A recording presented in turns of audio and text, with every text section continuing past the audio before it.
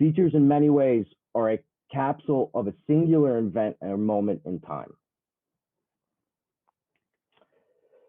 Methods. We employ a variety of methods to conduct archaeological research. The most important, and like Dr. Jones once said, is background research. This allows us to have an idea of what we're going to encounter. Because of this, we utilize different sampling strategies to hone potential archaeological deposits. Shovel testing, depicted on the right, is a way for us to sample, and we generally do this at 50-foot intervals. And we're looking for the presence of archaeological material. We use larger excavation units measuring 3 foot or 5 foot by squares to expose potential features. Most of this work is done by hand, and it is labor intensive. In some cases, we use heavy machinery if we know soils are deeply buried below fills. And for military related sites, we will metal detect. Up until now, we've gone over a few definitions of archaeology, but one of them I would impress upon you would simply be where and when. Where is the material found and what does it date to? The where is extremely important. Where in the field was the material found? Where was it located? What test? How deep? To record this information, we use high-end GPS equipment and total stations. So for keeping track, you can add surveying to the list of things I'm capable of. I may not be good, but I can at least do it. This locational information is so important. I spend my time in Monmouth teaching a computer mapping program capable of such spatial analysis.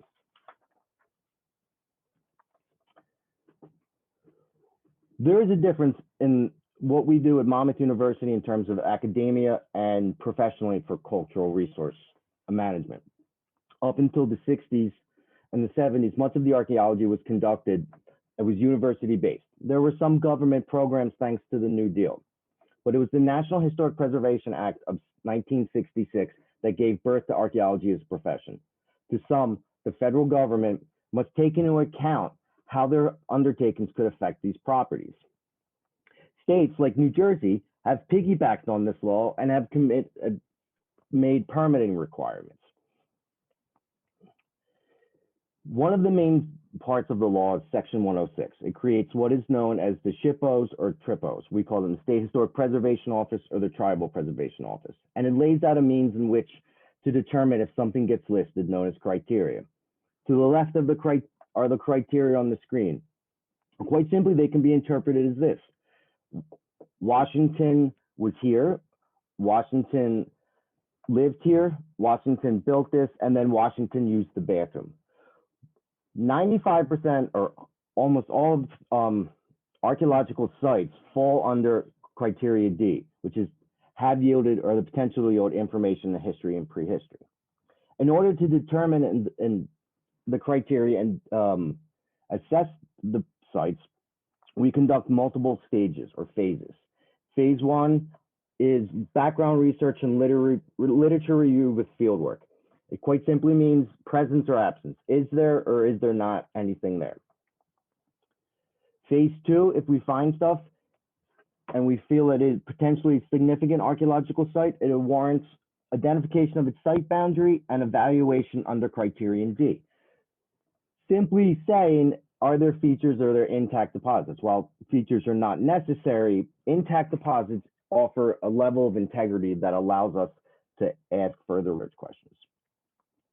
When a site is determined to be eligible at the phase 2 level, several things can happen. Sites can be avoided, but if they cannot be avoided, there is mitigations, data recovery, deed restrictions if they are required to be avoided. So much has happened in Ocean Township, particularly on the subject property. There have been numerous histories and cultural resource surveys, from towns to the county-wide historic sites inventories to testing on the subject property. Even Dr. Fornicola's work in the 1990s is also included. This helped us and guides us. For everything with the exception of the stuff worked on in 2021, everything was predicated on what became before it.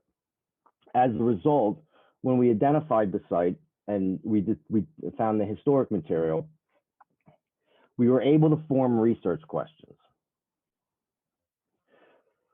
For the project, we were dealing with both sites, the Eden Woolley Farm Native American site and the Eden Woolley Farmstead site, a part of the mitigation process. The research questions are listed here, and these guided us in our research in terms of the property and as well as what we were looking for archaeologically.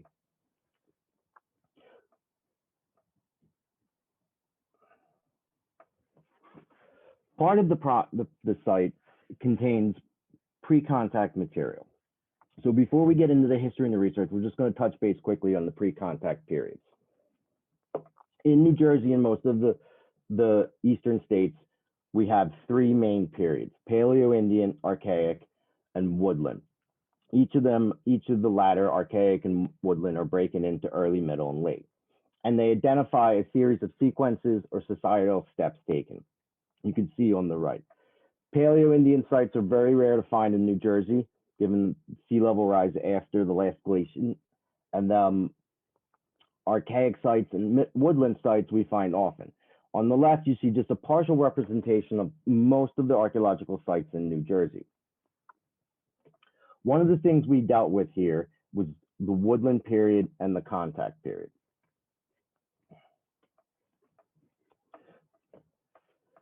As we honed in the research for the research questions, we took what we've done in the past. On the left is a table of chain of title for the parcels, and on the right is a genealogical chart of Potter and the Woolley families. Our research questions for the phase 3 focused on the early aspect and ownership of the property, from Thomas Potter to Thomas Woolley Jr., or Thomas Woolley II, as we referred to him. We had questions, numerous questions regarding the history leading up to this point, particularly after finding the remains of a house.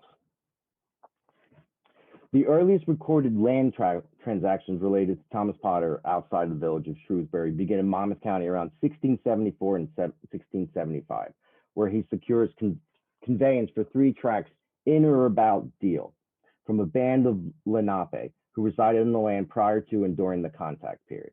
Now, we're going to get into a lot of inquiry insight about the project. But one of the things I will let you know is even in anthropology and archaeology, we have our own internal debates. One of which is regarding Lenape in the contact period and who was living in certain times. Most archaeologists identify the cultures to the south of the Raritan River as Unami. Others contend that they are a different branch of Lenape called Lenape.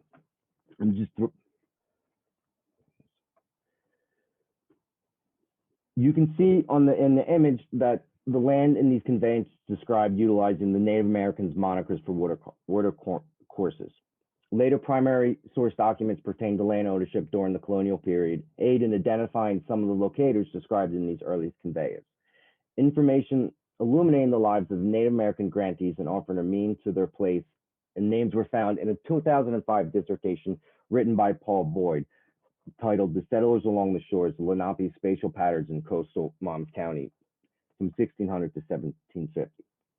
As a common practice in the province of East Jersey during the 17th century, there's confusion over the process, and the land procurement led to disputes in Thomas Potter's title. According to stipulations established by the Deputy Governor Richard Nichols in the 1660s, no individual had the right to enter a land transaction with Native Americans without warrant issued from the governor herself. Although the original purchasers charged with distinguishing the Native American claims in the land, they were first supposed to obtain a patent or a grant from the governor for the land right, followed by a warrant or authority to lay out a parcel of land in compensation to their right.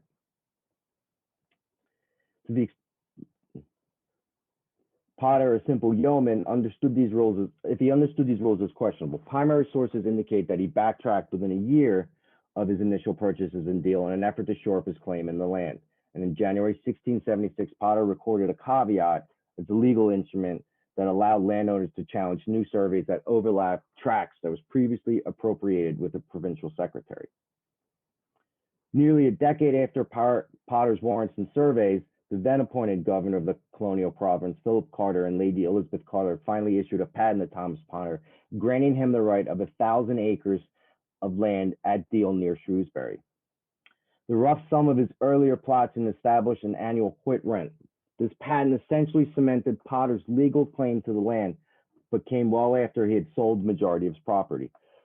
Potter, it turns out, was very cash poor but land rich, so he would purchase and then quick sell.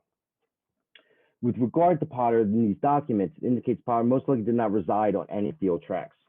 It's more than likely he dwelled closer to the village center of Shrewsbury, and by the close of the 1680s, Potter held onto one 440-acre tract outside of his Shrewsbury homestead.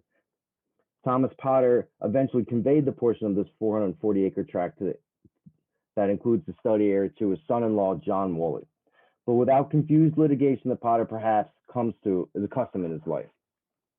The land transaction between Thomas Potter and John Woolley occurred in December of 1694, when Potter conveyed a tract of parcel land measuring 100 acres or more or less to Woolley.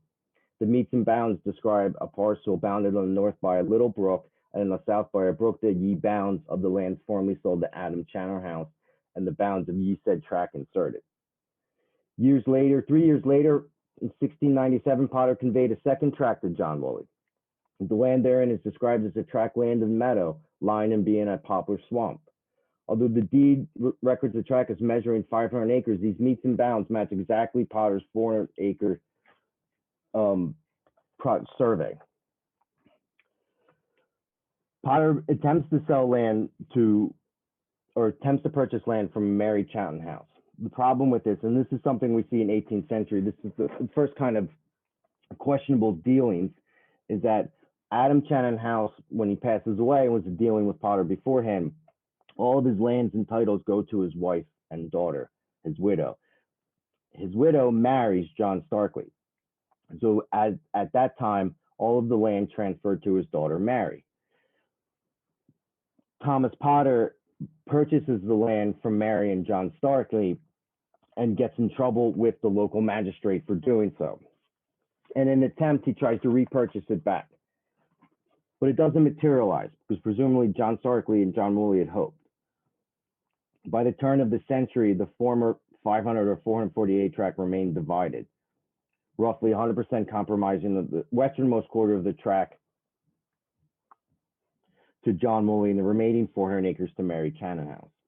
The land described by Potter refers to the east portion of the tract in full, particularly its north and east boundaries, but that land was apparently disputed in parties and remains unknown who contested it, whether Potter, Woolley, or the Starkleys. This document also suggests that Ephraim Potter, Thomas Potter's son and John Woolley's brother-in-law, was possibly residing on a farmland just east of the study area by 1700. Later documents reveal that John Woolley and his oldest sons, Thomas and William, eventually did retain the retainer of the tract from Mary Chanton House, although a deed detailing such conveyance was not found or recorded in New Jersey. Ultimately, from Lewis Morris, the judge, this testimony would be the final hearing regarding the boundaries of the Poplar Swamp tract.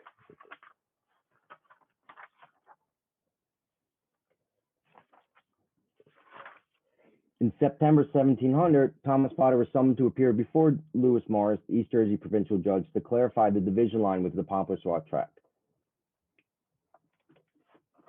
John Woolley held on to the Poplar Swamp tract until his death in 1734. By his will, he bequeathed a portion of the tract to his son, Thomas Woolley I. Thomas Woolley, born approximately 1684 and died 1747, was the oldest son of John and Marcy Woolley, 11 children, and no doubt named after his grandfather, Thomas Potter. The earliest found primary sources pertaining to Thomas Woolley in Monmouth County occurs in 1707, when, according to records in the Shrewsbury Quaker meeting, he married Patience Tucker, a member of a local prestigious family. Thomas and Patience had a large family of 8 by 1725. There were no documents were found in the East Jersey proprietors' records or colonial Monmouth County records that indicate that Thomas obtained by conveyance of any land in Shrewsbury during his early adulthood. Considering his complete lack of land acquisition, otherwise his large family, and John Woolley's oldest son, it's very likely that Thomas Woolley was residing on the portion of the Poplar Swamp tract that covers the study area in full prior to assuming the title, his full ownership of the land when his father passes away. Most likely his residence on the tract begins during the first decade of the 18th century, probably between 1702 when he reaches his majority and 1707 when he married Patience Tucker and started their own family. The second found primary source document related to Thomas Woolley includes the minutes of the New Jersey Supreme Court case that once again pertains to the boundary of the Poplar Swamp Tract. In 1714, neighboring property and mill owner Gavin Drummond brought a case against John Woolley and his two oldest sons, Thomas and William, and Ephraim Potter and Thomas Potter. Essentially, Drummond charged the Woolleys and Ephraim Potter with trespassing and theft for cutting his grass. With the outcome of the case not included in the Supreme Court file, the later deed agreement between the Woolley men and Gavin Drummond outlined the verdict and illustrated several key points relating to the geography of the Poplar Swamp Tract and the surrounding region around the turn of the century. The deed recorded in 1721 indicates that Lewis Morris did award, judge, and finally determine the division line between parties and plantations in 1715. The deed summarizes earlier grievances. And in order to properly adjudicate the dispute, Morris had the tract resurveyed. The metes and bounds included in the deed described the earlier 448-acre tract that Thomas Potter conveyed to John Woolley in 1697 exactly. Several of the tract locators included in the 1760 deed are the same as those recorded in 1679 and 1681, when Thomas Potter surveyed the land was returned from the easterly proprietors. Morris ordered John Thomas and William Woolley to release any claims to land bounded on all sides of the tract, and conversely ordered Drummond to release his claims. A stipulation within the deed makes reference to a road that led from the falls of Shark River to Drummond's mill seat, the precursor to today's Deal Road, and provides an earliest reference to a house, John Woolley's house on Poplar Swamp. In March of 1732, Thomas hosted dual weddings of his second oldest son and daughter, John and Lydia, at the house, a common custom amongst members of the Quaker faith. 4 years later, Thomas' second youngest daughter, Hannah, also marries at the house, an event that drew out most of the family. No descriptions or dwellings of the surrounding farm are provided in those references. One of the most important finds of the research was Thomas Woolley's will, drafted in 1747. It provides the most in-depth description of the subject tract as it existed just before the middle of the 18th century. The will indicates that Woolley added land to the periphery of his portion of the Poplar Swamp Tract by conveyances with Gavin Drummond and Stuffer Longstreet. The added land bounded the side of the old tract extending southward to include Hog Swamp Brook and the area below its south bank. Thomas referred to the Poplar Swamp Tract as the Old Tract, while the precursor to the Deal Road was dubbed the Old Trail. Thomas' will also indicates that there were two houses on the property at the time of his decease, Thomas Homestead, the subject property, and one belonging to his oldest surviving son. This property included his homestead, study of full, and was considered at the rest of my said tract, all that I brought from Gavin Drummond. Thomas left for financial provisions for his 5 daughters, but left the use of a room in the house to his youngest and yet unmarried daughter, Maribah. And his quotes, "My will is that as long as my youngest daughter, Maribah, remains unmarried, she shall have the use of the westernmost room of the house where I now dwell." Interest in all his personal real estates was given to Thomas's wife, Patience, during her widowhood in lieu of a dower. Thomas Woolley referenced a westernmost room of his house, and that indicates that the dwelling is possibly hall or parlor type, or a single-room hall dwelling with an appendage. The inventory taken of the Woolley estate in 1747 describes a moderately well-furnished home with common wares such as basin, platters, and plates, canister teacups, saucers, earthware, warming pans, roasting spits, hand augers, iron knives and forks, a teapot, whitening pot. The inclusion of a single roasting spit may indicate the presence of a single hearth. Thomas' furniture also included a cupboard, chest of drawers, a side table, 12 chairs, and a 1x5 bed and a table with a small number of luxury items, including 4 silver spoons, the Bible, a looking glass, all of which was valued at £205. Agricultural items included in this inventory suggest that, just like his father John, Thomas was engaged in a common regional agricultural practice centered around the production of grain crops such as wheat, rye, corn, and flax.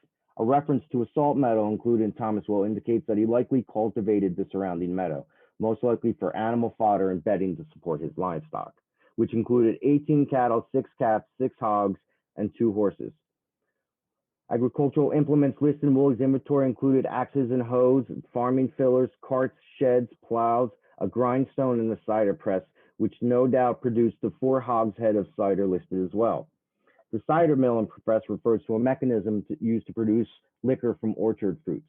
While cider mills became commonplace fixture in regional farms by the 19th century, they were apparently rarer during the early 18th century and often a sign of wealth, which included in their inventory.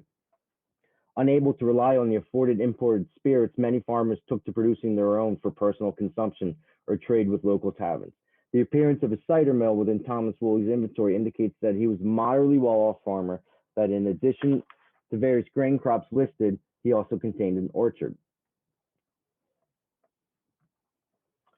Revolutionary War era maps drafted by John Hill in 1778 provide the first cartographical evidence of the dwelling of the Poplar Swamp Tract. The map, which covers a broad swath of the central portion of the province of East and West Jersey, as well as sections of southeast Pennsylvania, includes the earliest found detailed depiction of Monmouth County coastline south of the village of Shrewsbury. Although drawn decades after Thomas Woolley's death, the map illustrates a single domicile wedged between 2 small branches of Poplar Swamp Brook, well north of the old trail and east of the falls of the Shark River Road. Given the map's generalized cartography and broad coverage, this depiction could represent either Thomas Woolley's dwelling or that of his son, Thomas Woolley II. If the former, it is possible that Hills, in compiling this rather large map, was working from earlier surveys that depicted the earlier of the 2 dwellings. If the depicted building was meant to represent Thomas Woolley Jr.'s dwelling, then the map could be used to support the argument that Thomas Woolley Sr.'s dwelling had been removed by the time the image was drafted. Nevertheless, the map illustrates a well-developed road network connecting various mill seats, the Drummond and Brintleys, to the falls to Shark River Road. Several domiciles in addition to the Thomas Woolley's houses are illustrated along Poplar Swamp Brook and Hogs Brook. Thomas Woolley Jr.'s purchase of a slave in the 1760s was a cause of debate amongst the members of the Shrewsbury Quaker meeting, of which Thomas Jr. belonged in the first half of his life. Like all of his forebears, many members of the Quaker faith held slaves during the colonial period. The practice was banned at the yearly meeting in Philadelphia in 1776. Quakers in eastern Pennsylvania meetings elsewhere gradually followed suit by 1782. No Quaker in North America could own slaves by them. Many Quakers left the faith in order to retain their slaves, and while others blurred the line between slavery and indentured servitude in an attempt to remain among the faithful while holding their slaves.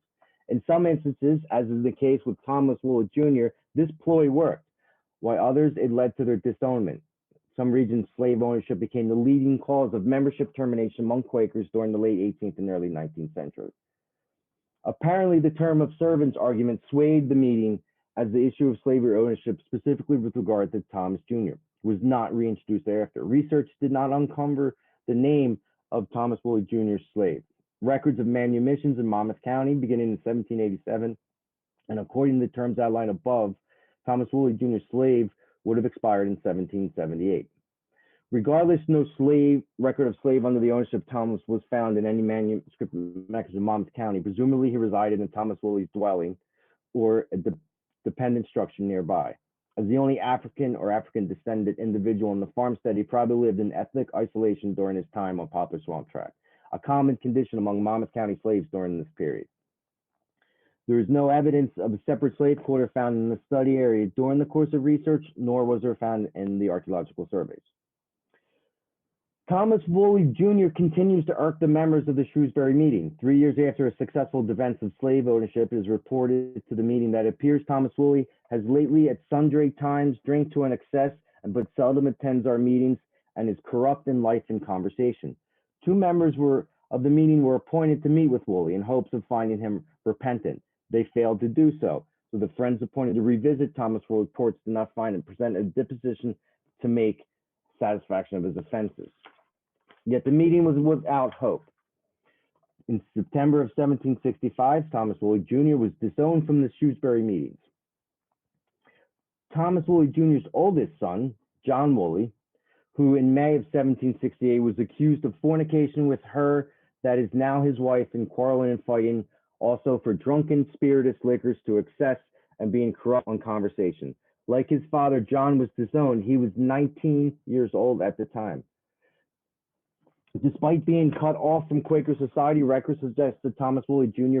prospered in the final decades of the 18th century. Prior research on the Eden Woolley house identified that Thomas added significantly to his dwellings in 1768. Still extant today, the two large-story 5-bay center hall building was tacked on the west side of an existing single-story dwelling erected by Thomas Jr. 20 years earlier. By his will, written in 1798, Thomas gave use of a portion of his dwelling to his third wife, Phoebe, during her widowhood, space that included the southwest room, both below and above the stairs, and the northwest apartment in the cellar, and the privilege of the kitchen to watch and bake and to grit water out of the well. The substantial dwelling, conveniently located just north of present-day Deal Road, provided more than enough space for Thomas's heirs.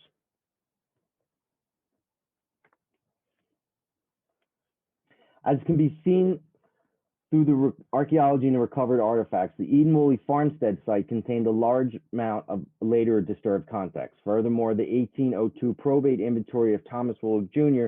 recorded a great number of possessions that seemed improbable to have fit solely within the earliest rooms.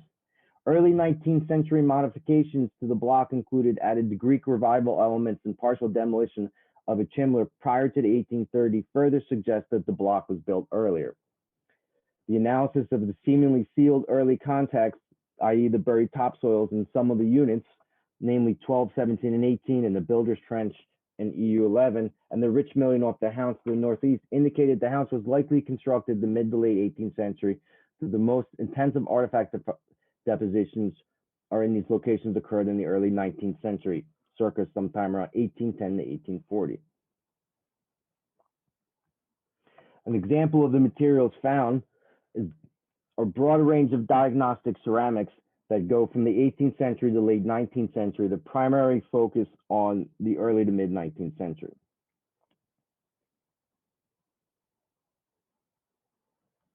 Some of the ways that we analyze and assess this materials, we would break it up in the level that we dug it from the EU and as well as these features. These tables are an attempt to decipher patterns in the date ranges. And we use mean ceramic date, which is the average of the beginning and end manufacturer date of a ceramic. And TPQ stands for terminum post quen, which is a date after which. Following the National Park Service definition of TPQs is essentially that if you were to place a 1915 coin in a hole and fill it in and come back and dig it up, you understand that that coin was placed there sometime in 1915 or after.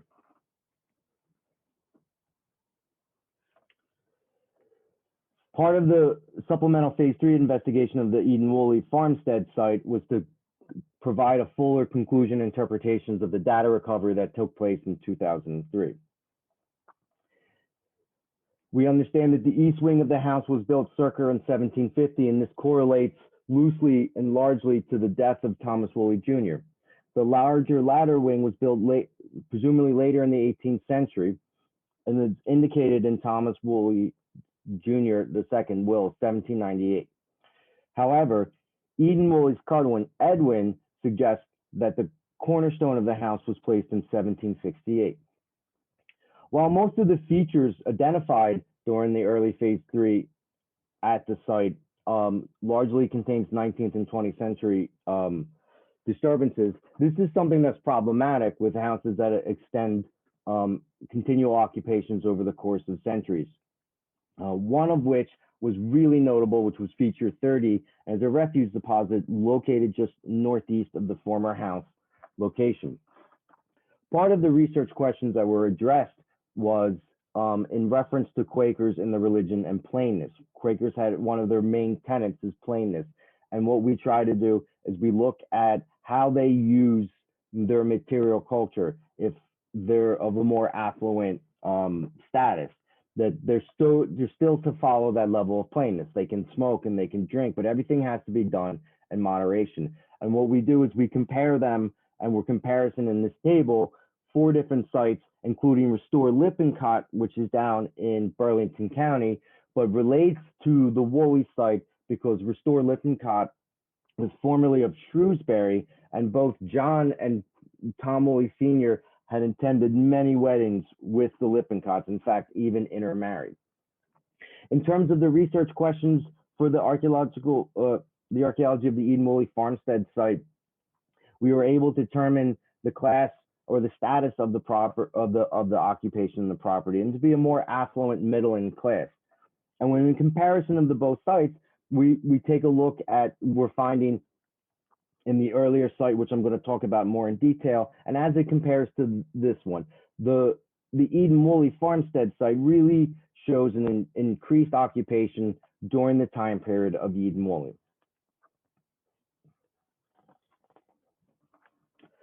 So the first go around of the archaeology of the Eden Woolley Farm Native American site is conducted in 2001 and 2002 by CRCG, or Cultural Resource Consulting Group. Phase 1B identified 7 tests that contained pre-contact material out of 124. Quickly followed with a phase 2 testing of 22 out of 44 of the close interval shovel tests containing material. And in addition, they dug 6 3-foot square units. In total, those combined phase 1B, phase 2 produced 98 historic artifacts and 83 pre-contact artifacts. The site is named the Eden Woolley Native American Farm Site. And even though that there is a larger amount of historic artifacts that was retained, the problem with properties such as this, particularly with existing houses such as the Eden Woolley to the south of the site, is that it was always believed up until we came back that that was the only location of a Woolley dwelling. The surveys, the phase 1B, phase 2 surveys failed to identify any cultural features, but that is common within agricultural field sites. A part of the recent proposed development, my company RGA was hired to come back and do additional work on the property. One of which was the supplemental phase 2 of the Eden Woolley Farm Native American site. 20 years had passed since the initial investigations, and some of the landmarks and markers in terms of where the site was exactly located were missing. So what we wanted to do was to reestablish its location. Upon doing so, we excavated 65 close interval shovel tests at 25-foot radius, 35 of which contained cultural material and excavated 5-foot squares. Understanding that we were going into what we thought was a pre-contact or Native American site, it was quite baffling that we identified a significant amount of historic artifacts, many of which these pieces dated to roughly the mid-17th to the mid-18th century. So this was cause of a lot of the questions leading into the research. Part of what we did also is we were able to determine the actual area of the site boundary. Having done this, the site that was considered eligible was given an additional level of eligibility, or in terms of its period of significance, and extended into the 1800s. So we had questions coming from this, reading all of the background material and going forward. And as the history of the houses and the property was so intensely studied in the early 2000s, we started noticing that there were caveats in the history, particularly with the weddings. The descriptions of the houses just didn't line up. Having formulated the research questions, we came back in roughly March of 2020 and excavated additional 23 shovel test pits. This time they were square, and we did 6 3-foot by 15-foot trenches and 1 square unit. The idea of using trenches as opposed to a 5-foot square is that going into the phase 3, we were looking for what we thought might be an earth-fast structure. Based on the excavations and the results, we identified over 6,000 historic artifacts and 497 pre-contact artifacts. The interpretations of the site are in three parts. First, we have archaeological evidence of pre-contact occupation. We have the historic occupation and the abandonment and demolition of a dwelling and its subsequent infilling. First, the pre-contact component.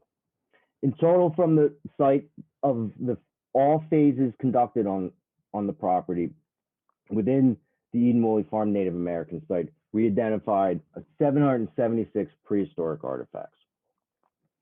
We have the stone tools, which range from late Archaic and 5,000 years ago to late woodland up to 500 years ago. Most of the material comes in as debitage or chipping debris, and we have pre-contact ceramics.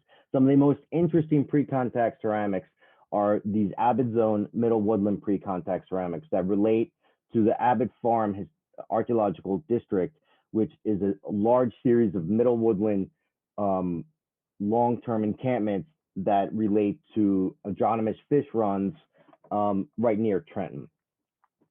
In sum, the pre-contact component can consist of short-term encampments that revisit repeatedly over 1,000 years from the Middle Archaic, continuing the late woodland with increased evidence in the latter period. One of the things we did not find was any evidence of any contact period occupations that coincided with the Woolley or Potter ownership. Although we do not think that Native Americans were living on the property at the time, it is quite possible that there was interaction. The historic component is basically broken up into the two areas, the historic occupation and the demolition of a structure. Some of the notable features we identified in trenches 1, 2, and 4, which are located outside, were some stains in post molds and presumably some planting pits. But trench 3, 5, 6, and 7 is where most of the features were located. In sum, we identified the cellar fill of the Thomas Woolley house, which approximately measures 15 by 20 feet. Most of the features embedded in that are associated with the infilling, with the exception of feature 25, which is the brick stairs. The brick stairs was a great find because it is the only architectural item existed in the cellar fill that we could identify the house.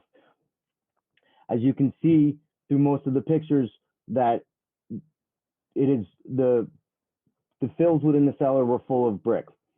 Part of this abandonment and demolition was that they would have systematically refurbished and reused everything you want. And in fact, we see that evidence on the cellar stairs themselves. What was left behind consisted of wire cut or wrought nails that are indicative of the 17th and 18th century, ceramic vessels, primarily mugs, bowls, jugs that have date ranges from the 17th well into the 18th century, tobacco-related artifacts of pipe stems, both of which pipe stems give us a measurement or a date range of a medium date range for the site of 1728, and the ceramics give us a date of 1739. So that falls firmly within the occupation of Thomas Woolley, the Senior. Additional artifacts and unique ones represent types of the cutlery, several bone-handled knives and forks, also dating to the same time period, the late 17th and the 18th century, as well as small finds. One of the more interesting small finds is that little blue bead on the right of the screen. Beads have a tendency to relate to either enslaved Africans or Native Americans. The problem with this bead is that it's highly fractured and comes out of a context that's hard to understand. It is possible that Thomas Woolley Jr.'s enslaved person may have lived in this dwelling after the death of his father.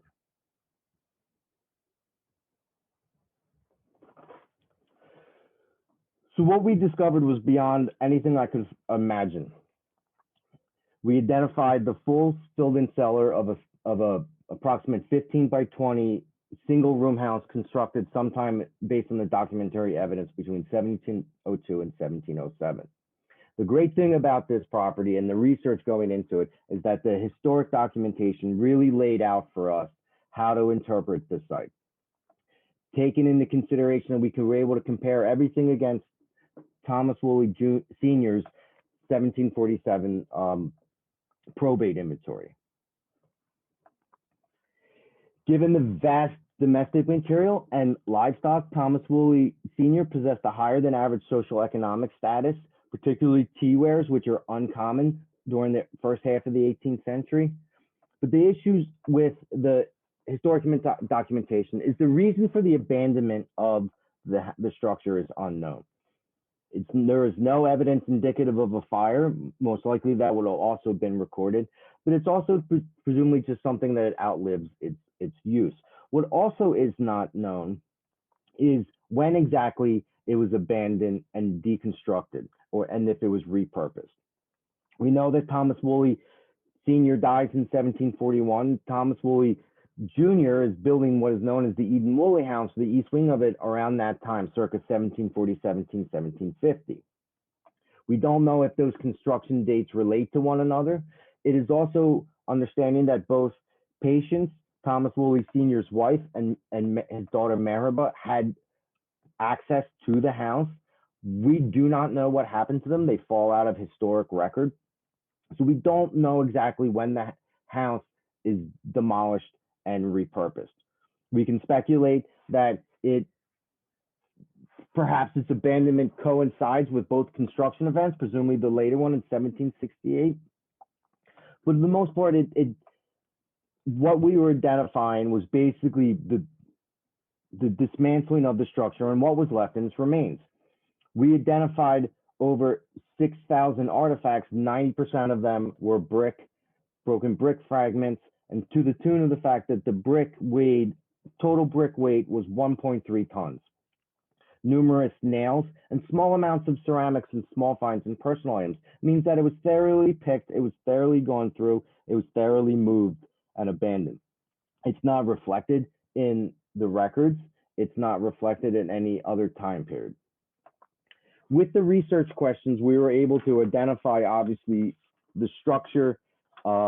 We have found correlation between the two archaeological sites, the Eden Woolley Farm Native American site, which is primarily the Thomas Woolley Sr.'s dwelling, and his son's house. We were able to, subterranean pits. We didn't come up with evidence on why the house was moved. We have strong documentary evidence that Native Americans were still active in the area, but we don't have any evidence suggestive of them living on the property. So I would like to thank again Paul, Marge, Gary, Luis, and Peggy for this. I would also like to thank Dr. Fornicola for contributing his information from his work and research, as well as Dr. Veit from Monmouth University, a good friend of mine who would join us on the field in numerous days, as well as the great crew at RGA.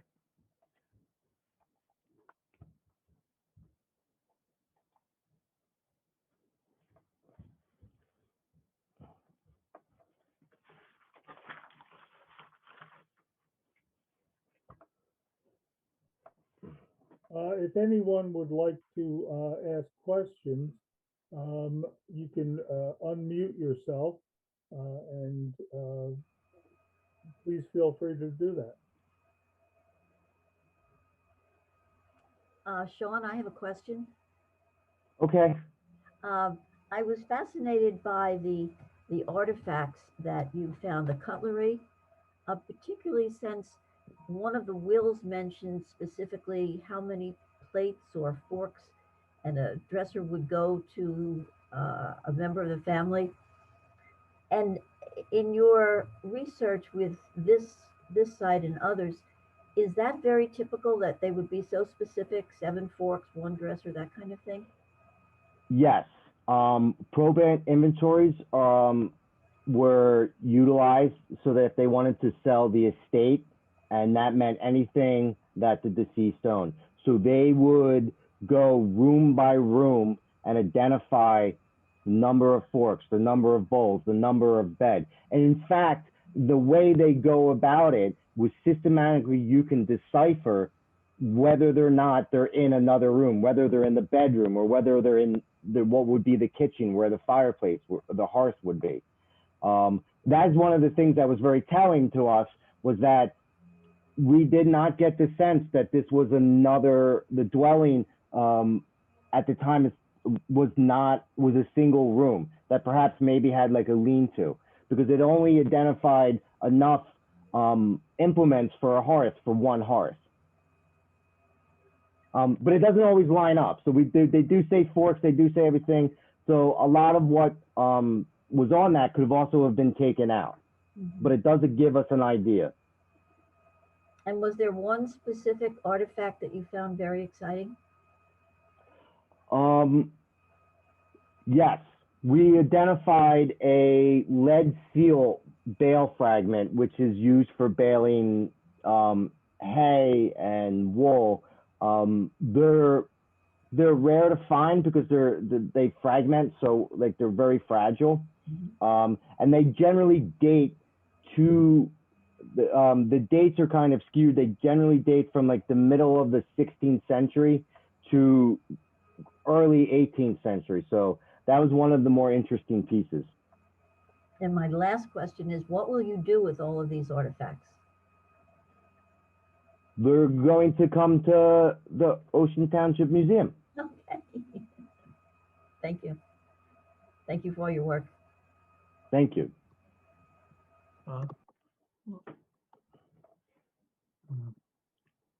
Let me answer that question about the artifacts. Some people, the original artifacts from the 1999 and 2000 study, I always thought were probably kept by CRCG or Stop and Shop. And what we now found out is, no, it wasn't. They were turned over to the State Museum, and they're intact. Unfortunately, they're in boxes out there. If you have the inventory, you could ask for something, but it's like going to a needle in a haystack. It'll take forever. So the owner of the property and everyone else has evidently signed off that all these artifacts, also in artifact condition, labeled and everything, are coming to the museum. And I think it's a wonderful thing for us, because we'll be able to have these, and in conjunction with Monmouth University, who's also interested in us having them, people can come in and do research with the things that we have, which is a real big difficulty a lot of times when you're trying to do research, because you don't have access to the things that you want. So these will be deposited, and we will have them at the museum, all cataloged, and we'll be able to have people see them and probably do some displays on what they have. Thanks to Sean's idea of have them come to us. Anybody else?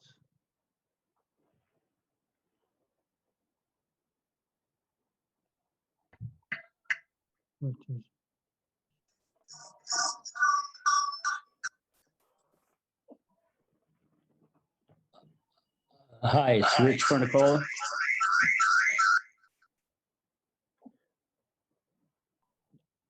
Rich, you have some feedback. Yeah, let me try to silence this.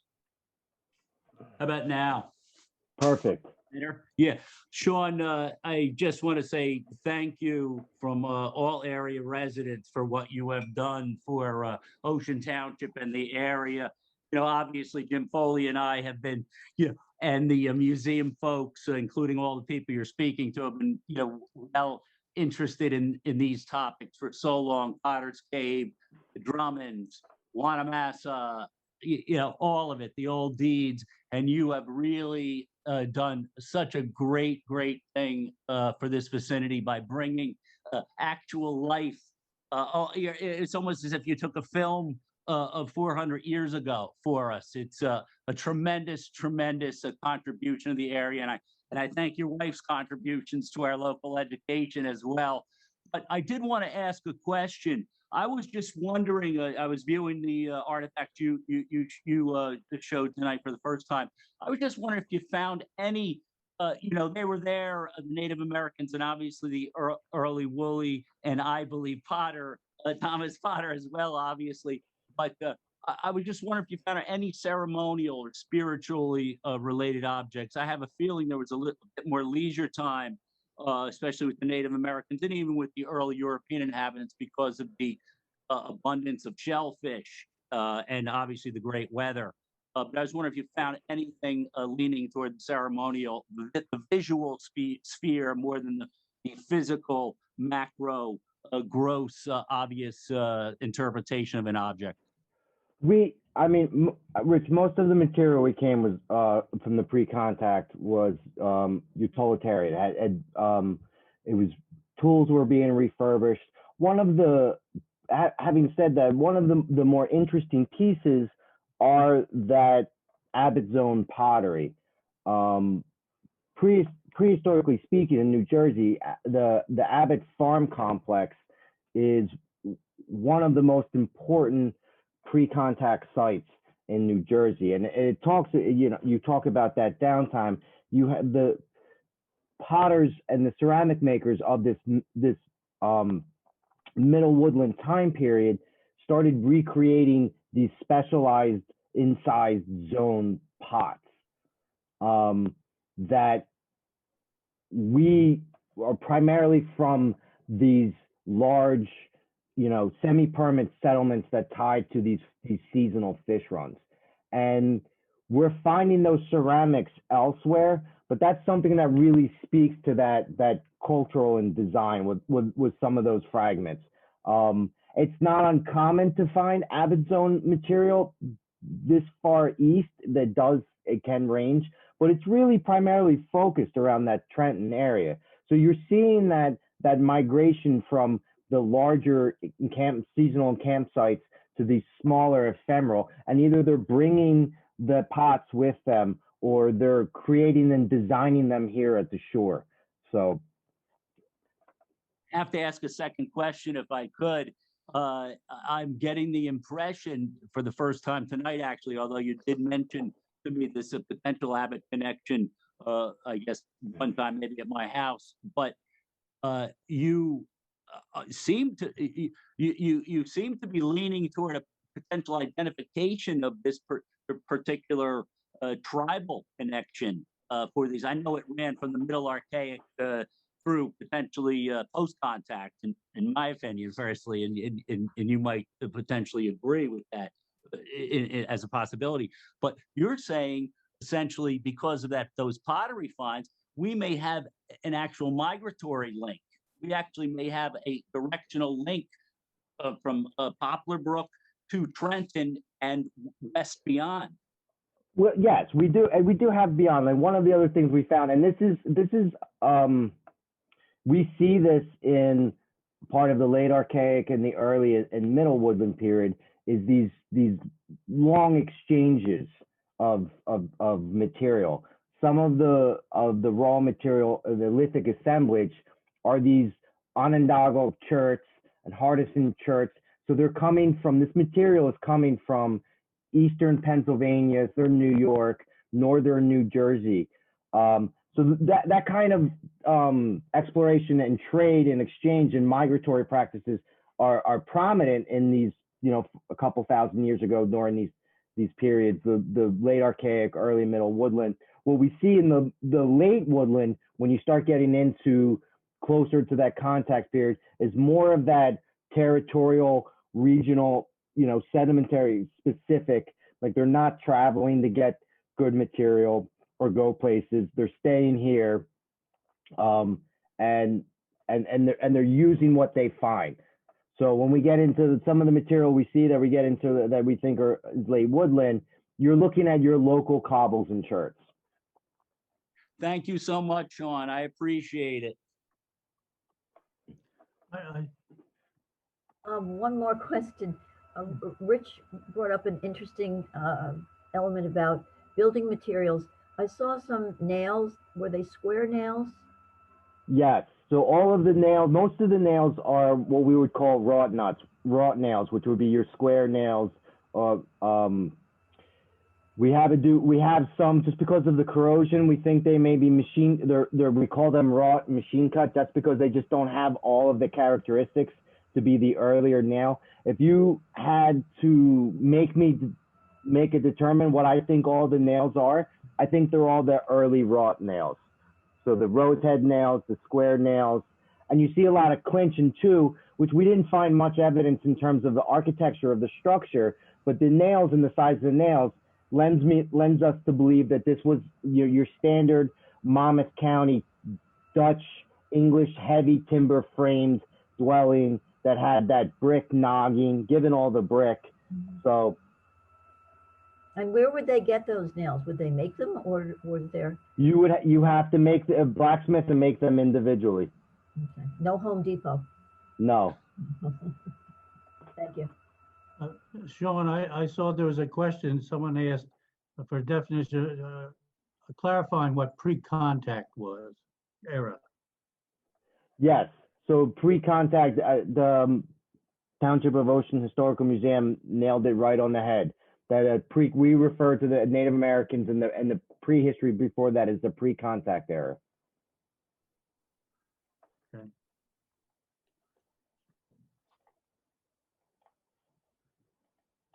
I'm not sure if there are any more questions, but from a museum's point of view, we have always said that the addition on the Woolley house was around 1850, and what you're saying here is around 1768.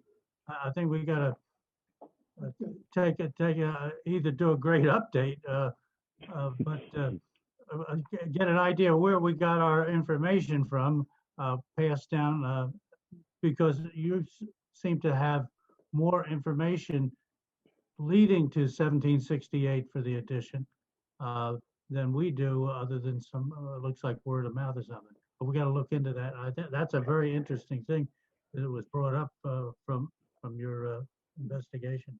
Part of you guys getting the artifacts, we will provide you with our reports, and we can comb through that, and we can go through. One of the things that always sticks out in the history of the prior reports is the statement by Edwin Woolley, Eden's cousin, that his house had a cornerstone of 1768. And presumably that could have been the chimney that was knocked down and replaced in the 1830s. Okay. Well, are there any more questions? Okay, well, with that, I would like to thank Sean for the presentation. It certainly opened up a lot of information for us, especially the history of the family and everything. And I didn't realize that they were having a squabble over land and who's cutting whose grass. I don't know, but obviously it's in historical records. But thank you very much. And for everybody that's on here, I thank you all for attending. And we're on June 27th, we are having a new display, and we want a lot of people to come. This is our coming out. We're breaking out, and that's the way I look at it. And you can follow us on everything that we're doing on our museum website at oceanmuseum.org. So once again, thank you, Sean. Thank you for everybody participating, and good night. Thank you for having me.